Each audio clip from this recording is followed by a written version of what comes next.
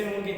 आज आप मुझे देख रहे हैं मेरे चैनल के ऊपर शेरोज़ अब्दुल्ला के नाम से हमारा यूट्यूब चैनल है और आज हम लोग चैप्टर नंबर सेकेंड ईयर की फिजिक्स स्टार्ट कर रहे हैं। सभी बड़े पिशावर में मौजूद है अभी फिजिक्स डिपार्टमेंट के अंदर और टॉपिक जो है दैट इज इलेक्ट्रिक पावर। क्या टॉपिक? Electric power. पहले ये अंडरस्टैंड करते हैं ना कि इलेक्ट्रिक पावर आप किस चीज को कहते हैं। देखिए electric stands for charges. Electric किसके लिए स्टैंड करता है? चार्जेस। और power means rate of doing work. Power किसे कहते हैं? Rate of doing work.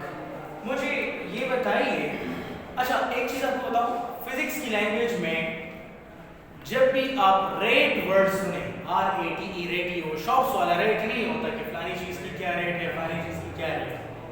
इस रेट का मतलब हमेशा क्या होता है? 1 सेकंड, कि 1 सेकंड में कितना वर्क डन हुआ, 1 सेकंड में कितना वर्क डन हुआ है, या रेट का मतलब हमेशा 1 सेकंड होता है फिजिक्स की लैंग्वेज में। ठीक है, सो आप कहते हैं कि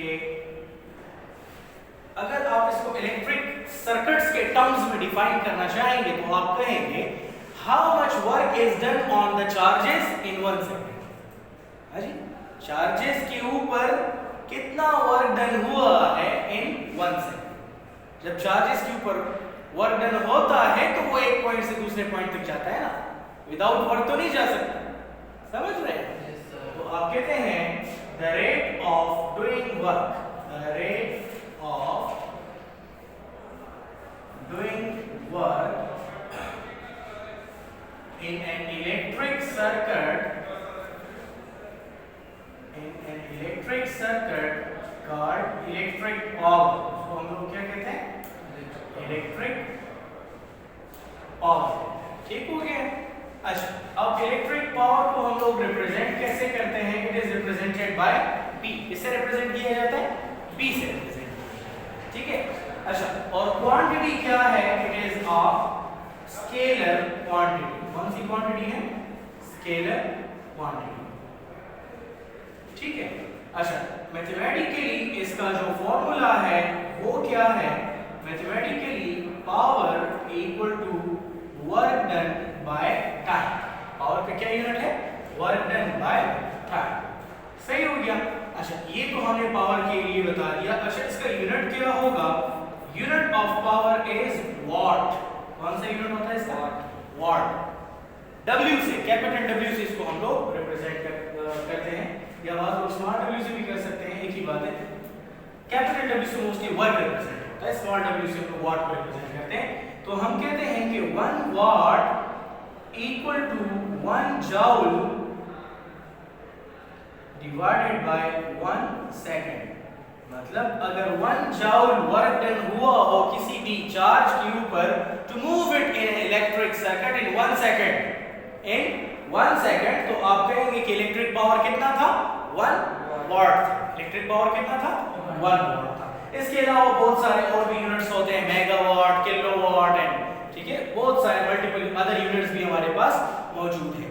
अब किसी भी इलेक्ट्रिक सर्किट में आप जब पावर को फाइंड आउट करना चाहेंगे, इलेक्ट्रिक पावर को फाइंड आउट करना चाहेंगे, तो उसके लिए हमारे पास 3 इक्वेशंस हैं।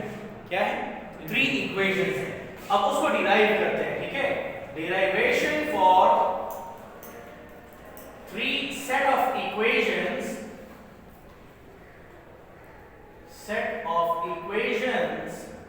For electric power. Electric power के लिए 3 सेट ऑफ इक्वेशंस हम लोगों ने डिराइव कर रहे हैं। ठीक है, अब जरा इसको गौर से देखें। आपको मालूम है, चलिए मैंने इसको इक्वेशन नंबर 1 का नाम दे दिया। ये हमारी मेन इक्वेशन, इसको मैंने क्या नाम दे दिया? इक्वेशन नंबर 1 का नाम दे दिया। अच्छा, आप मुझे ये बताइए कि आपके पास P इक्वल टू W/T होता है ना? स्टेप 1 आपको मालूम है कि P इक्वल टू किसके होता है? W/T। ऐसे ही है। अच्छा, अब जरा देखते हैं कि आपको मालूम है कि जो चार्ज करंट की डेफिनेशन है I इक्वल टू Q/T होता है। Rate of flow of charges को आप करंट कहते हैं। Rate of flow of charge इसको क्या कहते हैं? करंट कहते हैं। और अगर मैं इसकी क्रॉस मल्टीप्लिकेशन कर लूं तो Q की वैल्यू क्या आ जाएगा? IT आ जाएगा। Q की वैल्यू क्या आ जाएगा? IT आ जाएगा। ठीक है, अब जरा गौर से देखें, from definition of voltage, from definition of voltage, अगर आप वोल्टेज की डेफिनेशन आपको याद हो कुछ इस तरह थी, V equal to W by Q, यही डेफिनेशन थी वोल्टेज की। क्रॉस मल्टीप्लिकेशन कर लोगे तो ये कुछ इस तरह आ जाएगा, W इक्वल टू QV, ऐसे ही आ जाएगा। रिप्लेसिंग Q वैल्यू, ये Q की वैल्यू उठाओ और इसको हम लोगों ने यहां पर पुट कर देना। ठीक है, तो ये हो जाएगा रिप्लेसिंग वैल्यू ऑफ Q। आप Q की वैल्यू को रिप्लेस कर लो तो W equal to IT into V, ऐसे हो जाएगा, IT इंटू V हो जाएगा। ऐसे आ जाओ, इसको हम लोग यहां पर पुट कर लेते हैं। पुटिंग स्टेप 1 में putting value of W, W की वैल्यू हमारे पास क्या आई है? ITV आया है, यही वैल्यू है। तो ये हो जाएगा W की जगह पर हम IT और साथ में V लगा लेंगे, डिवाइडेड बाय T हो जाएगा। ओके, ये टाइम इससे कट जाएगा, P इक्वल टू IV, ये हमारा एक इक्वेशन है, I call it equation star 1, मतलब major equation 1, P equal to IV। ठीक है, ये एक इक्वेशन हो गई। अब मुझे ये बताइए, क्या आपको मालूम है, आपको मालूम है from Ohm's law, Ohm's law के अकॉर्डिंगली आप कह सकते हैं कि V इक्वल टू क्या होता है? IR होता है। V इक्वल टू IR होता है। स्टेप 2 की तरफ आते हैं और यहां पर V की जगह पर हम लोग V की वैल्यू को पुट कर लेते हैं। V की क्या वैल्यू है? V equal to IR। Replacing value of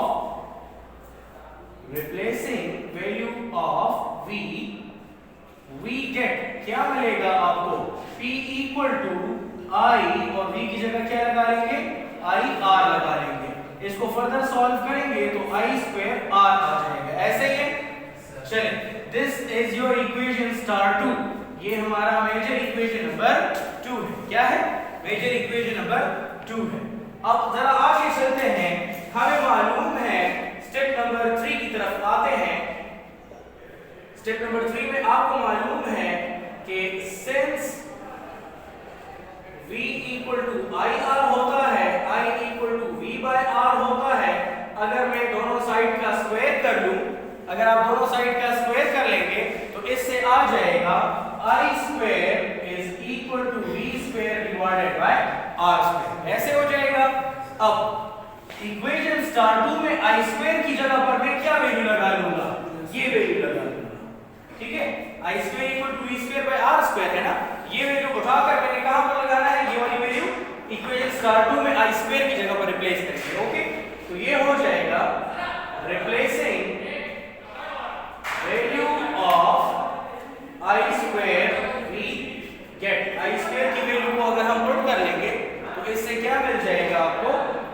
P equal to I square R है ना, तो चले इस I स्क्वायर की जगह पर मैं वैल्यू को रिप्लेस करता हूं, ये हो जाएगा V square by R square into R, ऐसे हो जाएगा।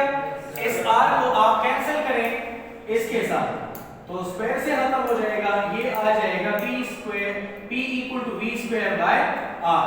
चलिए इसको मैंने इक्वेशन स्टार 3 का नाम दिया, this is our major equation number 3। सही हो गया। याद रखें कि ये जो तीन इक्वेशंस आपके पास आए हैं, these three set of equations are used to find out electric power in an electric circuit। किसी भी सर्किट में जो इलेक्ट्रिक पावर होता है उसको फाइंड आउट करने के लिए आप ये तीन इक्वेशंस यूज कर लेते हैं। ठीक है, सो हमने क्या कंक्लूड किया? हमने ये कंक्लूड किया कि these three set of equations, these three set of equations are used to find electric power,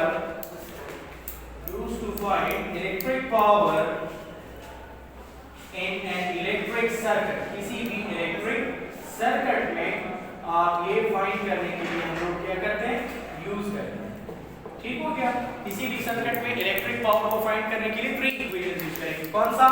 P equal to IV एक equation, P equal to I square RT second equation and P equal to V square R. P equal to V square R. ये हमारे पास third equation है। ये तीन equation हम लोग किसी भी इलेक्ट्रिक सर्किट में पावर को फाइंड आउट करने के लिए यूज कर सकते हैं। ठीक हो गया? याद है किसी बच्चे को कोई मसला है तो feel free to talk to me any time, right? उम्मीद करता हूँ कि आज का लेक्चर आपको पसंद आया होगा। हमारे चैनल को लाइक कीजिएगा, सब्सक्राइब कीजिएगा और अपने सर्कल के अंदर शेयर कीजिएगा। कोई भी मसला और कोई प्रॉब्लम हो, हमारा व्हाट्सएप नंबर आपको मेरे चैनल पे मिल जाएगा 0333979444 is my WhatsApp number and हमारा फेसबुक पेज भी आपके पास मौजूद है, इंस्टाग्राम पेज भी मौजूद है। शेयर के नाम से हमारी इंस्टाग्राम पेज है, उसको भी फॉलो कीजिएगा और अपने सर्कल में शेयर कीजिएगा। Thank you for watching. अल्लाह हाफ़िज़।